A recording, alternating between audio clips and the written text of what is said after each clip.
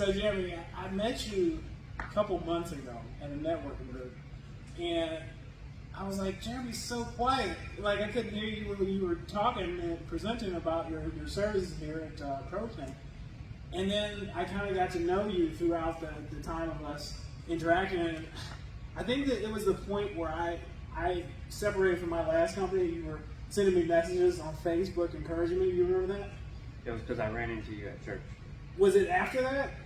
I thought it was before, and then we ran into each other. No, I ran into you at church. Okay. And then that's when I knew I could. All right.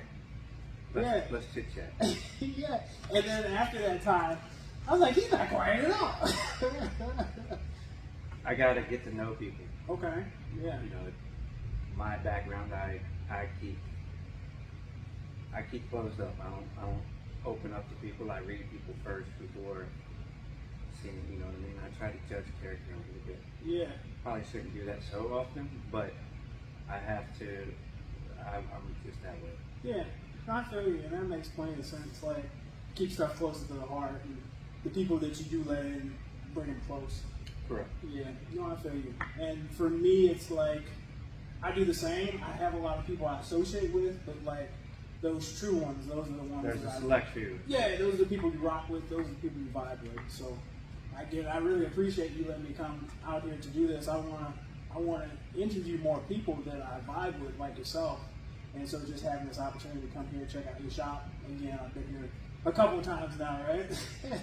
I tell you, you can always come hang out. Yeah. And this is a really cool shop. There's air conditioning in here. You got, people can't see, but you got this area here where people can drive their cars in, right? Yeah, that's where the work happens. Yeah, and then they could sit in the waiting room over there in the air conditioning. In these chairs that we moved for this. Yeah. But they could sit over there, you know, hanging out on the phone, watching TV or something while their car's getting done in record time, right? Well, I mean, I was tinting a boat this weekend and watching UFC. that's what I do. Yeah. So they could potentially come in while you tint their boat and they can watch UFC too. Huh? Something like that. I mean, yes. Yeah, that's cool. So, Jeremy, one of the things I've always been curious about since I met you is really what caused you to open this business? So the guy that taught me how to tint windows in Green Bay, Wisconsin, you know, I never planned on leaving. But when I ended up in Florida, you know, I was like, all right, well, now I can do it myself. And finally, 12 years of living here, I finally got the courage to open it up. So pretty much it was, I wanted to make a point that I'm not just a, you know, standard mediocre tinter. And so I wanted to prove to the world, I guess, for some reason that I could do it. Mm-hmm. And then in reality, I don't need to prove to anybody. So, I mean, really my inspiration was, I enjoy working for myself. Yeah.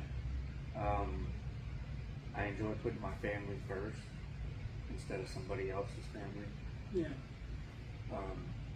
That's really what my inspiration is to have the freedom. Yeah. No, I feel you, and I resonate with that because there's this quote I heard before. It's like, you're either working on your dream or you're working on somebody else's. You resonate with that? I mean, but Trevor, even though I was working on his dream, you know, he was showing me how to, you know, pretty much do this. Yeah. And to this day, he was my best man at my wedding. We talk on a regular basis, so it's not like, you know, it's not like I didn't do him any wrong by leaving him, you know what I mean? Yeah. Did it hurt? Of course, but I think he understood. I offered him to start a business down here, but he never, the way he said it is he couldn't trust that Jeremy. Yeah. You know, sure. And then once I finally grown up, here I am. Yeah. Yeah, I never met that Jeremy. Different person? Different person. I mean, I'm not saying I'm a different person. I know better now. You get what I'm saying? Yeah. Yeah. Before I just thought shit was owed to me. So. No, you're good.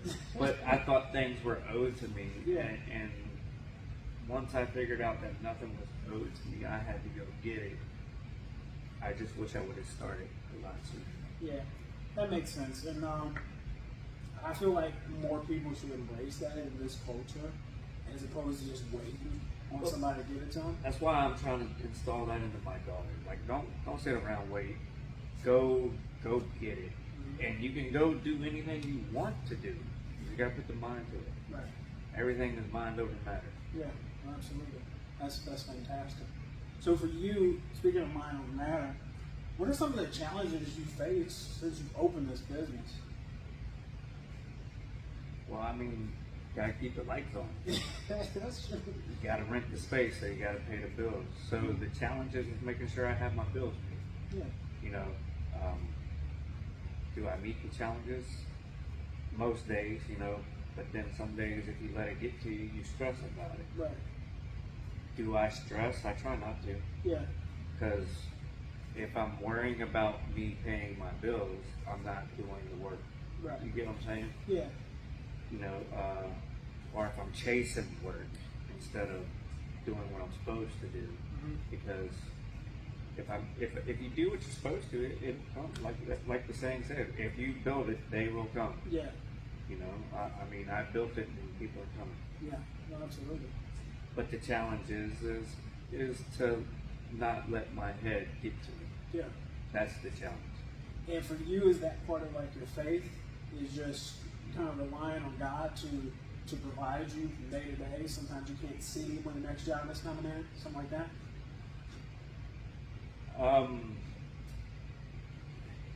To be honest, yeah. I mean, it's a good way. You know, I actually don't even.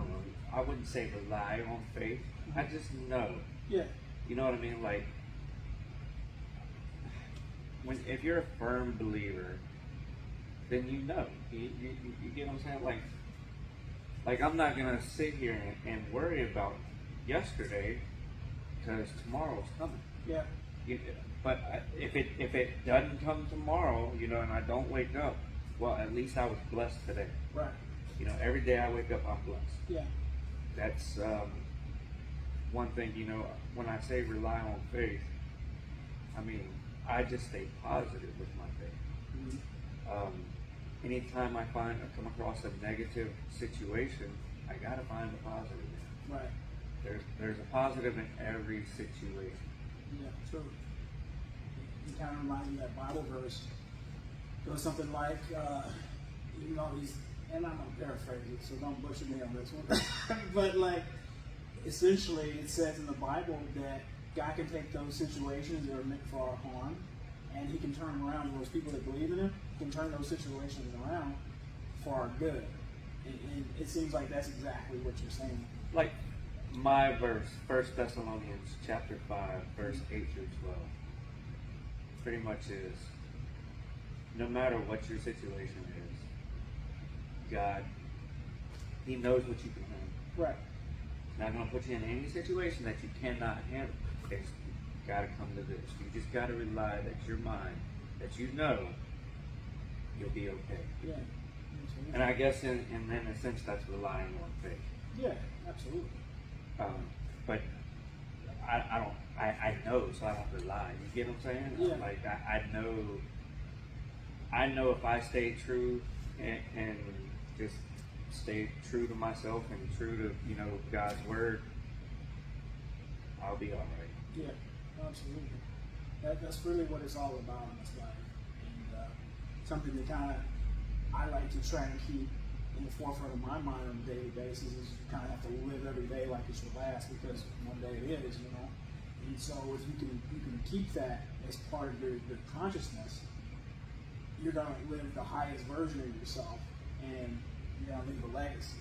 Well, that's why I go to tent competitions. That's why I go drag racing, because I am living my life. Yeah. You know, when I get older and can't do those things, and I didn't attempt them, you know, what would I say about myself? Yeah. I never even tried. At least I tried. You know what I'm saying? Yeah. And those are some of the things that kind of differentiate you from some other tenters. specifically like tint competitions. Can you tell me about that? Yeah, so I started, well, when I started my pro tint here, Yeah. I was called a mediocre tinter. Okay. And so then I found out that there was tint competitions, so I had to go again, prove myself for no reason, Yeah. because I know I could tint windows, but I guess for some reason being called a mediocre tinter, I needed to prove to myself that I'm not a mediocre tinter. Yeah. And so I do go to tint competitions to see how well I compete against some people that think they're the best tinters in the world. Yeah. And I fare all right. I'm improving daily. Yeah. But it's kind of like a situation that if you only compare yourself to yourself, right? You're amazing, right? But you go compare yourself to other people, and then you challenge yourself. Right. You get better, right? To make yourself better. Yeah. And I'm sponsored by my film company, Yeah. which they just started sponsoring me. Oh, that's awesome! Congratulations. So I don't know, it's kind of awkward and weird Why? to say I got a sponsor. You know what I'm saying? Because I'm used to doing it all myself, Yeah. and so it's kind of cool Yeah. that means I'm getting recognized. Right. So I'm not just a mediocre tinter. That's so cool. You've come a long way. Assuming from when you first met your friend in Green Bay, was it? Yeah, because I was coming from jail.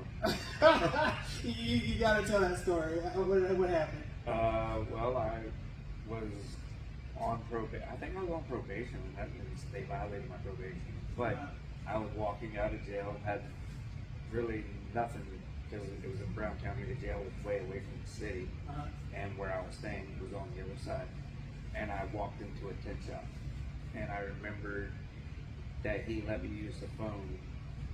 And so I came back and started hanging out with him. And he could see that I could take cars apart. And he was like, "You ever thought about tint windows?" And I was like, "No, that's what you're here for." And he was like, "Well, no, I could use the help." And I really enjoyed hanging out with him. So, I was like, "Well, shoot, why not?" And so he sent me to Oregon for a school for a week to get the basics. Yeah. And then when I came back, he basically molded me into what I am now. That's crazy. And for me, just hearing that story, you've told me before, but that immediately to me was like a God moment, right? It's like you walking out of this place. Yeah, because I came back 6 months later after I got a vehicle. Yeah. To buy accessories from him. And that's, and I found out he had a race team. So I went to the racetrack, and that's, I kept hanging out, and that's how I got to the point where I was taking stuff apart at the garage. Yeah. Because I had first seen they had a race team. And once I seen that, we just started hanging out. And as people know, well, a lot of people know in the tint industry, they found out when I'm hanging out with people, I help out however I can. Yeah. You know what I mean? Like if I go to your shop, or if you were a tinter, I will help tint your window. Yeah. I don't expect anything. I enjoy the camaraderie, I just enjoy it. Yeah. Yeah, you're just adding value and at the same time as just being a decent human. Right, because in my eyes, the golden rule is treat others as you like to be treated. Right? Yeah. I live by that. So when I walk into people's shop and I go help them out, the reason I do that is because I'm treating you as I would like to be treated. Right. You know what I'm saying? Yeah. And when people come here, even though I may not have a lot of work, but if they do and want to help, you're more than welcome to help out, because I would rather you come in and treat me as you would want to be treated, because I'm going to come help you. Yeah. That's awesome. That's so awesome. And somebody's Sorry. going. Somebody. No, we got that storm. Yeah. Oh, you getting the alerts? Yeah. Yeah. I didn't even know it was supposed to storm today. That's so crazy. I don't know if it's the tint on the windows, but it's looking real dark out there. Oh, that's nasty looking. So, but it should be almost where the sun is getting ready to come over and start coming through. But that, as you hear, I need the rain for my grass. We just got some new sod in some dead spots. So I it's fine. don't need no rain. I want my grass to die. No, you gotta have nice grass, Jeremy. No. That No? means I gotta mow it. I ain't got time Don't for be that. lazy. I got St. Augustine. I'm not used to that. I'm from St. Louis, right? Yeah. It's spraying all Yeah, into it's like crabgrass. Yeah, it sprays all. I have to spray like Roundup to get it out of the motor press. I'm like, this. I like it, but at the same time, it would take over my house if it could. So you know what you could do? Verticut it. Verticut? What is that? Go rent the mower. It's a verticut mower. Okay. And so what it'll do is make it nice and thick. Okay, maybe I have to try Instead it. of going out. That's exactly what I want. I want. Yeah, it'll make it really full. Okay, yeah, choke out the weeds and stuff, right? Well, I don't. It'll just help. It'll help the St. Augustine. Okay, I have to look into that. Verticut. Yeah, vertical. So, Pro-Tint, Jeremy, how can people get in contact with you? What's your address, please? 4500 North Highway, US 1, Suite 106A, Bunnell, Florida 32110. Okay. And you have a phone number here for the shop? Yeah, 386-275-6084. Awesome. And remind me, you have a Facebook page, don't you? We do Pro-Tint LLC. Yeah, okay. And you're on there, and there's like a picture of you, right? And your head. You That's because I'm at a tent company. Okay, see, exactly. And that's where you differentiate yourself from the Yeah. other tinter. That's awesome. That was my first tent company. First one. I never knew that. The story, the backstory of that picture. That was October 22 because I just started in October. That was my very first window tint competition.